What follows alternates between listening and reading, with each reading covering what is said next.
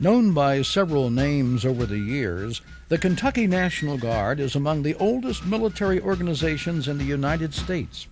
Its history goes back over 200 years to the frontier days of the 1770s, when Kentucky was part of Virginia. During those early days, nearly every able-bodied man was considered to be a member of the militia. Militiamen were part-time soldiers.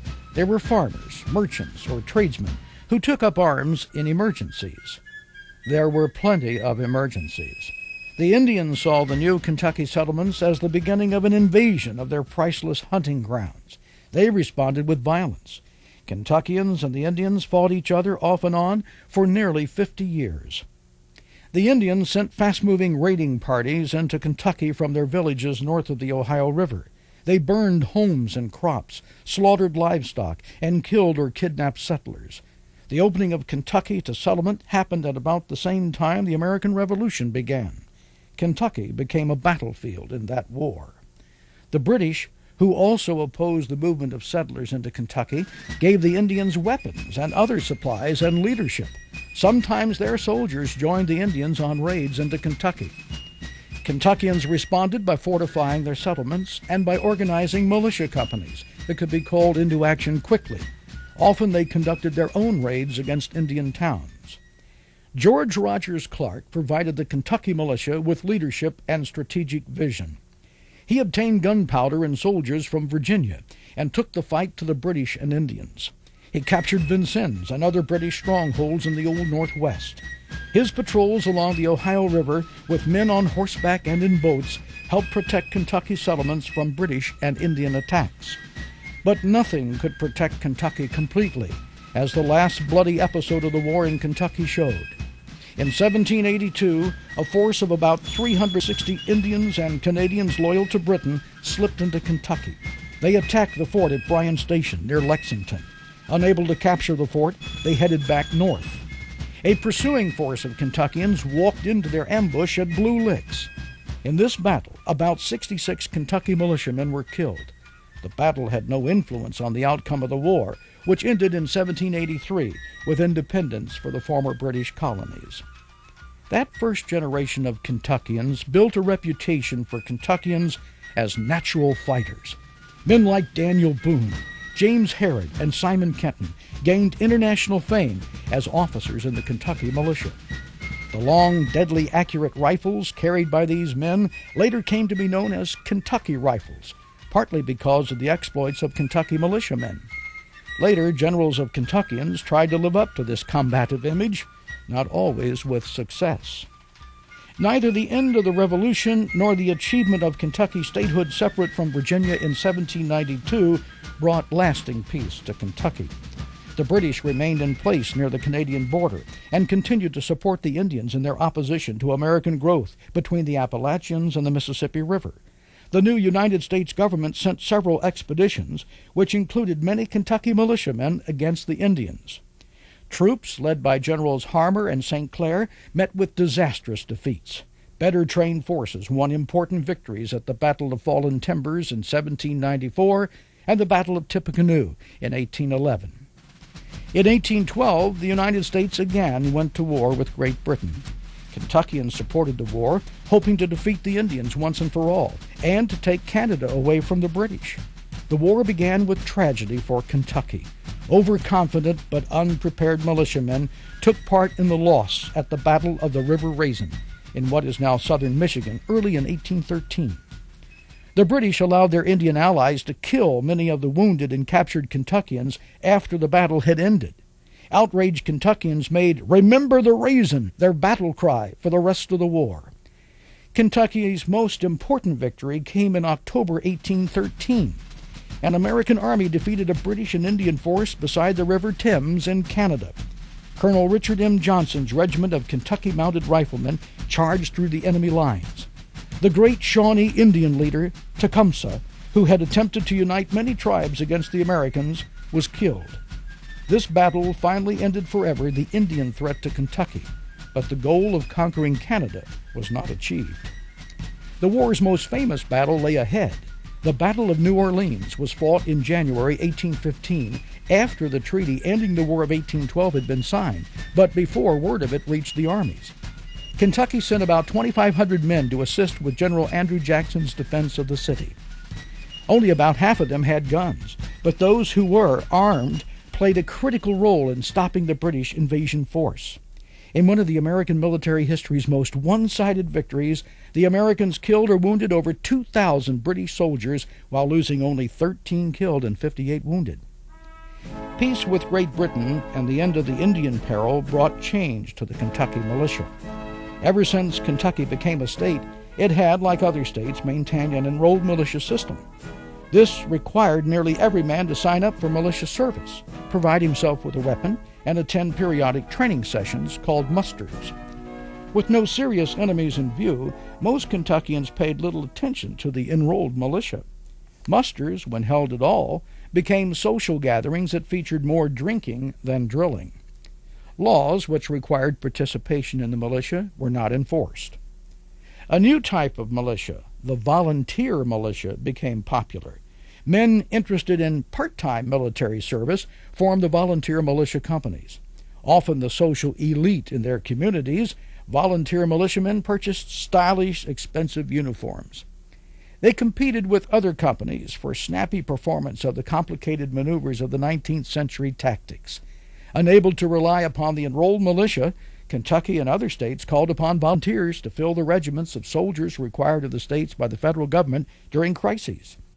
The most serious crisis during this period concerned Texas. Many Americans, including Kentuckians, had moved west and settled in Texas, then a part of Mexico, by the 1830s. In 1836, Texas fought a revolution to obtain its independence from Mexico. Kentuckians went west to help the Texans, and many of them met their deaths at the Alamo and Goliad massacres. Kentucky volunteers provided vital manpower for the final Texas victory at the Battle of San Jacinto. For 10 years, the Republic of Texas was a separate nation. In 1846, after Texas was granted statehood, an act which was intolerable to Mexico, war broke out between the two countries. Kentucky provided 3 infantry regiments and a mounted regiment for this war. The Louisville Legion, a volunteer militia battalion, provided most of the men for the 1st Kentucky Infantry, while men for the 2nd and 3rd regiments came from Lexington, the mountains of eastern Kentucky, and other parts of the state. Many of the Kentuckians fought at the Battle of Buena Vista, where General Zachary Taylor won a decisive victory over the Mexicans under General Santa Anna. A few Kentucky volunteers fought under General Winfield Scott in the campaign which led to the conquest of Mexico City. The 3rd Kentucky Regiment was part of the occupation force that garrisoned the Mexican capital until a peace treaty was signed. Many Kentuckians who fought in this war would put this military experience to good use in a much bigger war a dozen years later. Interest in the militia diminished again after the Mexican War. A major reform of the Kentucky militia system was attempted in 1860. General Simon Bolivar Buckner tried to establish a statewide organization, taking in the many volunteer militia companies. He envisioned Kentucky as having its own miniature army with distinctive uniforms, high-quality weapons, and thorough training. He called this force the Kentucky State Guard. Only the name lasted, however. The coming of the Civil War put an end to Buckner's plans. In 1861, tension between the northern and southern sections of the United States tore the country apart. Kentuckians found themselves caught between the warring factions. Most Kentuckians supported the Union, but they believed slavery was essential to their prosperous economy. It took the state some months to decide which way to go in the war. Governor Beriah Magoffin declared Kentucky neutral and ordered General Buckner's Kentucky State Guard to repel the soldiers of either the Union or the Confederacy should they enter Kentucky. Individual Kentuckians made their own decisions. The State Guard proved to be largely loyal to the Confederacy. Entire companies marched away to recruiting camps in Tennessee. Some of the Union men formed Home Guard companies. The federal government shipped weapons called Lincoln guns into Kentucky to arm them. Others enlisted in volunteer regiments, the first at recruiting camps north of the Ohio River and later at camps within Kentucky. By the end of 1861, Kentucky state government had declared itself loyal to the Union, and federal forces occupied the northern half of the state. The Kentucky State Guard had disintegrated, but Confederate troops were in place at strategic locations across southern Kentucky. Eventually, about 100,000 Kentuckians served in the Union Army. They made up 52 infantry regiments, 15 cavalry regiments, and 6 artillery batteries. African-American Kentuckians, attracted by a promise of freedom from slavery in exchange for enlisting in the Army, filled several Union regiments. Kentucky's Union regiments fought all across the war's western theater. They saw heavy combat in their home state and in Tennessee, Mississippi, and Georgia. About 40,000 Kentuckians fought in the Confederate Army. Many of them were in the 1st Kentucky Orphan Brigade, one of the most famous units on either side during the Civil War. Other Kentuckians made reputations as dashing cavalrymen, serving under John Hunt Morgan and Nathan Bedford Forrest. Their raids into Kentucky destroyed important Union supplies and facilities and kept thousands of Union soldiers busy guarding railroads, bridges, and warehouses. The Confederates lost Kentucky during the 1862 campaign. After the Battle of Perryville in October, fighting involving the major armies moved south of Kentucky's borders. But there was no peace in Kentucky. Guerrillas terrorized the state. Some of these bands of raiders supported the Union or the Confederacy, but many were simply lawless bandits who took advantage of wartime chaos to rob or murder their neighbors. Union authorities in Kentucky took drastic measures to control the guerrillas, measures so harsh that many Kentuckians who had supported the Union turned against federal authority by the end of the war. The Kentucky State Guard was reorganized as a pro-Union force with battalions across the state to hunt down guerrillas. The end of the Civil War brought a new era of conflict to Kentucky. State Guard companies saw frequent service, on duty to control violence caused by feuds, strikes, and racial conflicts. But service in the Guard was not all grim.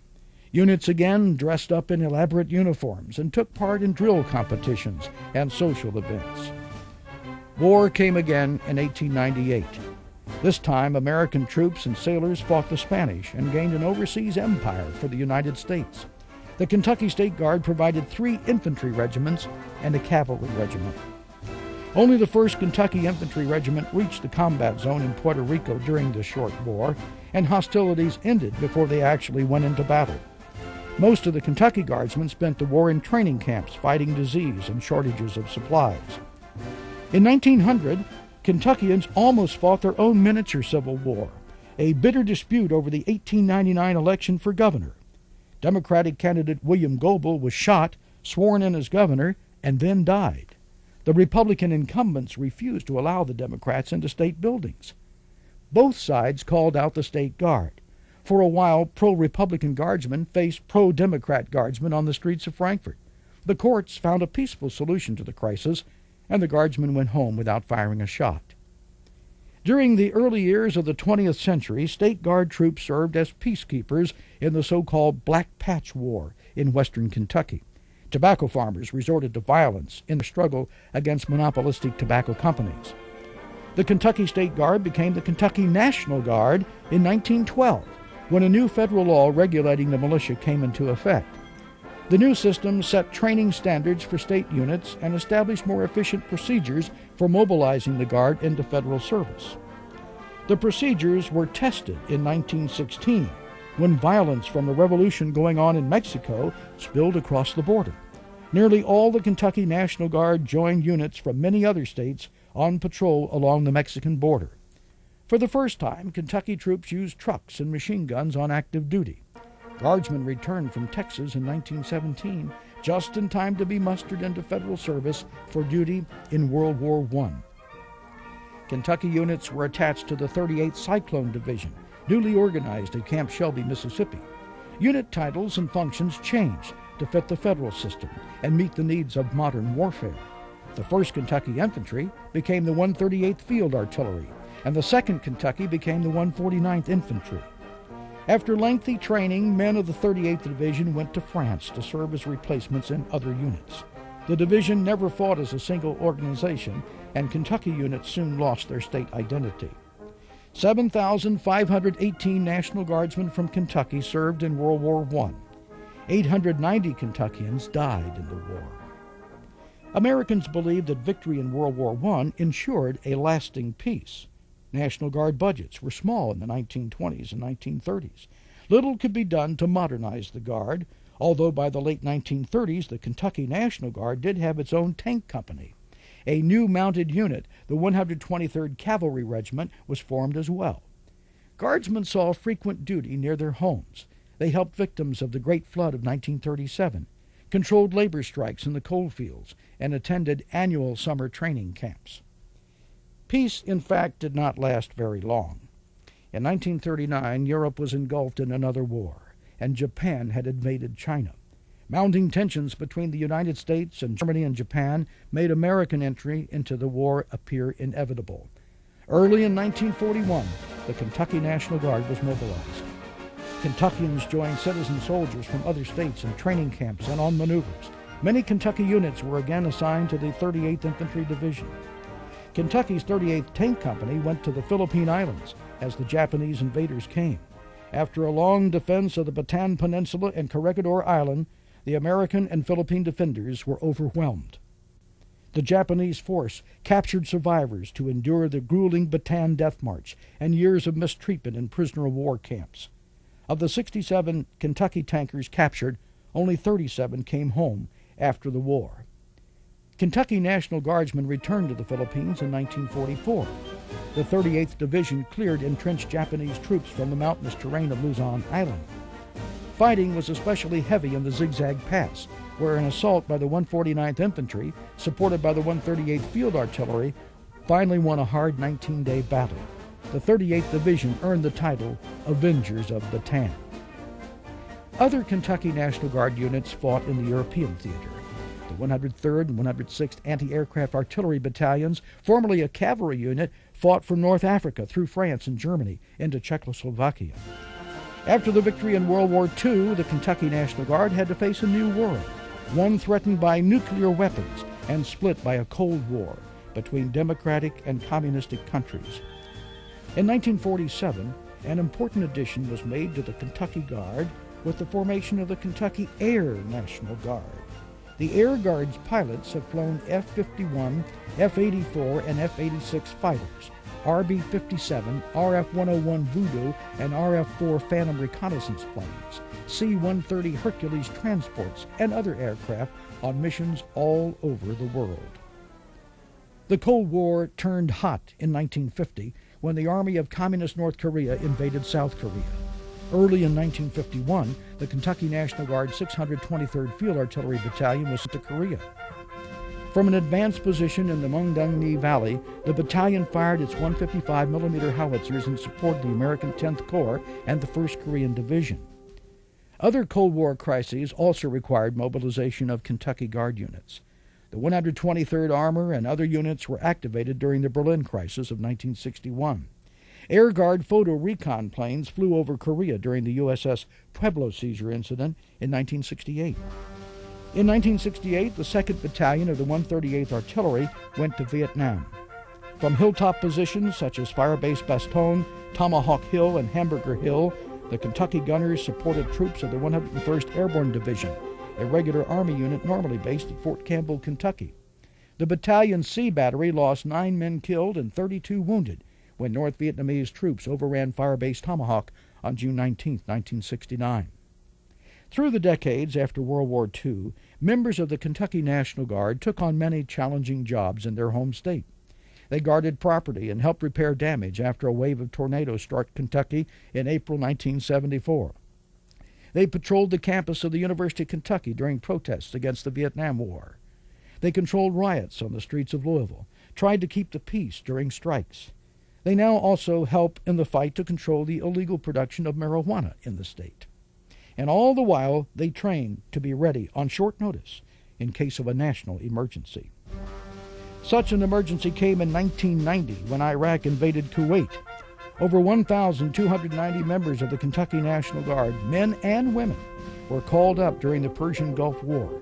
During Operation Desert Shield and Operation Desert Storm, Kentucky units provided artillery support fire, processed prisoners of war, purified drinking water, moved supplies, cared for the sick and wounded, and even made video documentaries about the short Gulf War.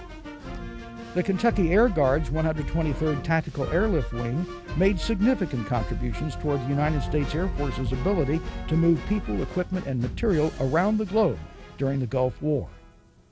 Back home in Kentucky, Guard personnel continued their tradition of peacetime service to the citizens of the Commonwealth during the 1990s. Every year, Kentucky communities call upon the Guard for help. The Guard's people, equipment, and expertise were especially valuable during harsh winter storms in 1994 and major floods in 1997.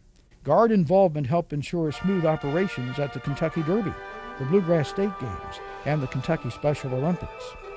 On the world stage during the mid-1990s, the Kentucky National Guard began its participation in the Partnership for Peace mission to Ecuador. This program of cooperation and humanitarian assistance continues today. The new millennium brought a new era of warfare, a war against terrorists. On September 11, 2001, the United States was attacked on its own soil. Terrorists crashed hijacked civilian airliners into the World Trade Center in New York and the Pentagon in Washington. Another liner crashed in Pennsylvania. Over 3,000 Americans, including Kentuckians, died. In response, about 3,000 Kentucky Guard troops were mobilized. These Kentuckians took part in operations Enduring Freedom, Noble Eagle, and Iraqi Freedom. Taken together, these operations were the largest deployment of Kentucky Army and Air National Guard men and women since World War II, eclipsing Korea, Vietnam, and the First Persian Gulf War. The Kentucky troops were deployed across the United States to help protect airports and Army installations. They served overseas, too, in Bosnia-Herzegovina, Afghanistan, Kuwait, and Iraq. Kentucky Guard military police units guarded al-Qaeda detainees at the American base at Guantanamo, Cuba. Today, the Kentucky National Guard continues its service to the Commonwealth and to the nation, just as it has for over 200 years. Whether to help a neighbor in need down the road or to defend our nation around the world, the citizen soldiers of the Kentucky National Guard offer their time, their skills, their dedication, and even their lives.